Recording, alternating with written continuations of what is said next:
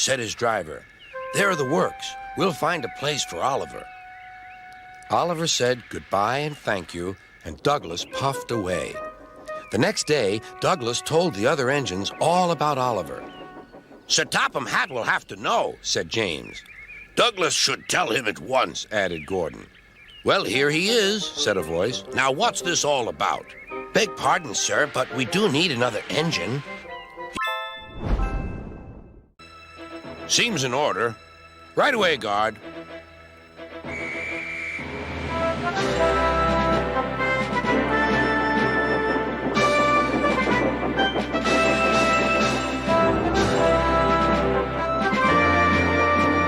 That was a near thing.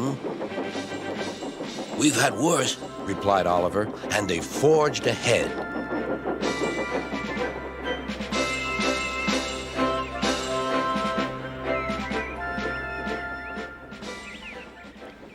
It was daylight when their journey ended. "We're home!" cried Douglas. "Shh!" Douglas shivered. Then he remembered Edward's story about saving Trevor. "I'll be glad to help you. It'll have to look, though, as if you're ready for scrap and I'm taking you away." Their drivers and firemen agreed to help, too. Everyone worked fast. "No time to turn round. I'll run tender first. Come on."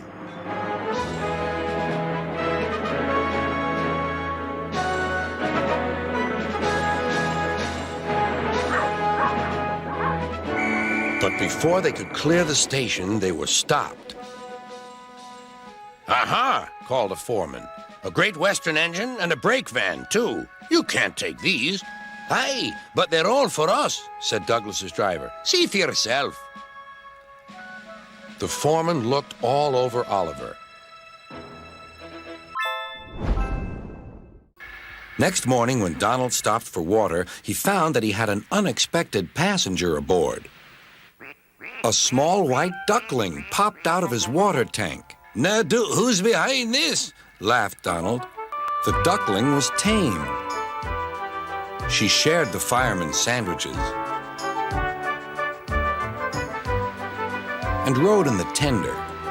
The other engines enjoyed teasing Donald about her. Presently, she grew tired of traveling and hopped off at a station, and there she stayed. That night, Donald's driver and fireman got busy, and in the morning, when Duck's crew arrived to look him over, they laughed and laughed. "Look, Duck, look what's under your bunker. It's a nest box with an egg in it." Donald opened a sleepy eye. Well, well, well, ye must have laid it in the night, Duck, all unbeknownst." When he arrived at the shed, the huge engine was humming quietly. Who are you? This is Spencer. He's the fastest engine in the world. Huh. But secretly, Gordon was impressed. I'm the Duke and Duchess's private engine. I take them everywhere. There will be a party for the Duke and Duchess at Marin Station. That's far away over Gordon's Hill. You'll need to take on plenty of water, Muttered Gordon. I have plenty of water, wheezed Spencer, and he raced away. I was only trying to be useful, Grunted Gordon.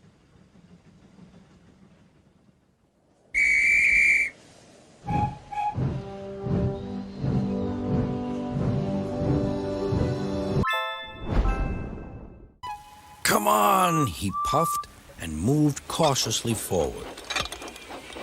The first coach moving helped to start the second, and the second helped the third.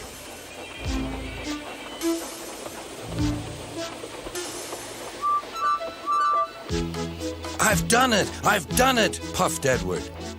"Steady, boy," warned his driver. "Well done, boy! You've got them! You've got them!" And he listened happily to Edward's steady beat as he forged slowly but surely ahead. At last, battered, weary, but unbeaten, Edward steamed in. Henry was waiting for the visitors with the special train. Beep, beep. Sir Topham Hatt angrily pointed to the clock, but excited passengers cheered and thanked Edward, his driver. Gordon was still fuming when James arrived to collect his coaches. Well, well, well, so much for knowing about everything. You got too puffed up in your boiler, so it serves you right.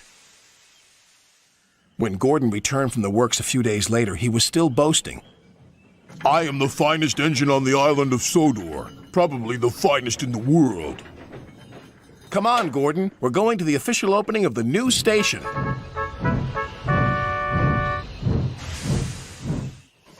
Then there was trouble. As Gordon approached the new station, neither the driver nor fireman could apply his brakes. Something had jammed. The driver reduced steam, but Gordon was still going too fast.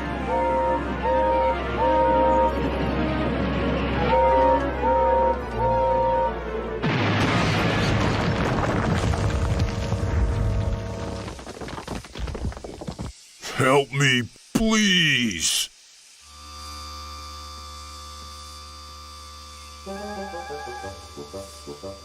Well, Gordon, said Sir Topham Hatt, I knew you wanted a panoramic view, but this is not the way to achieve it.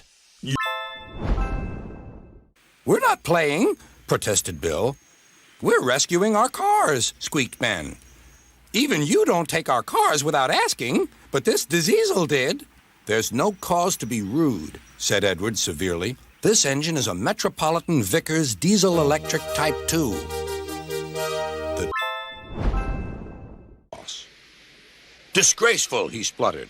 I didn't sleep a wink last night. It was so quiet, and now engines come whistling suddenly behind me. I'm sorry, sir, said Thomas. I only said good morning. The policeman pointed to Thomas. Where's your cowcatcher? He asked. But I don't catch cows, sir. Don't be funny, snapped the policeman. He looked at Thomas's wheels. No side plates either. And he wrote in his notebook. Engines going on public roads must have their wheels covered and a cowcatcher in front to protect people and animals from being dragged under the wheels if they stray onto the line. You haven't, so you are dangerous. Rubbish, said Thomas's driver. We've been along here hundreds of times and never had an accident. That makes it worse, the policeman answered. He wrote regular lawbreaker in his book. Something sticky splashed all over James. He had run into 2 tar wagons and was black from smokebox to cab. He was more dirty than hurt. But the tar wagons and some cars were all to pieces.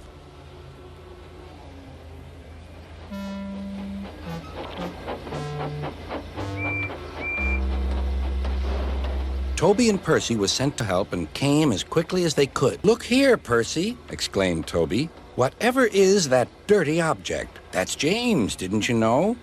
It's James's shape, said Toby. But James is a splendid red engine, and you never see his paint dirty. James pretended he hadn't heard. Toby and Percy cleared away the unhurt cars and helped James home. Sir Topham Hatt met them. Well done, Percy and Toby. He turned to James. Fancy letting your cars run away. I'm surprised.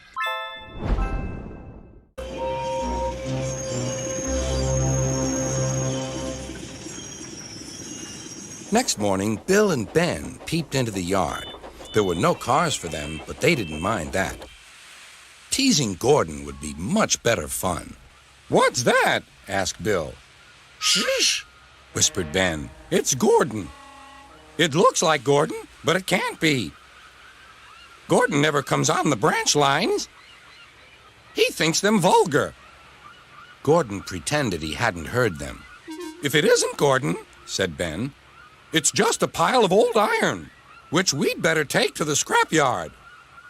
No, Bill, this lot's useless for scrap. We'll take it to the harbor and dump it in the sea. Gordon was alarmed. I am Gordon. Stop! Stop! When Boko suddenly arrived, Gordon thought him the most beautiful sight he had ever seen. Boko, my dear engine, save me! Boko quickly sized up the situation and threatened to take away the cars he had brought for Bill and Ben. This made the twins behave at once. Gordon thought Boko was wonderful. Those little demons, how do you do it? Ah, well, said Boko, it's just a knack. Gordon still believes that Boko saved his life, but we know the twins were only teasing, don't we?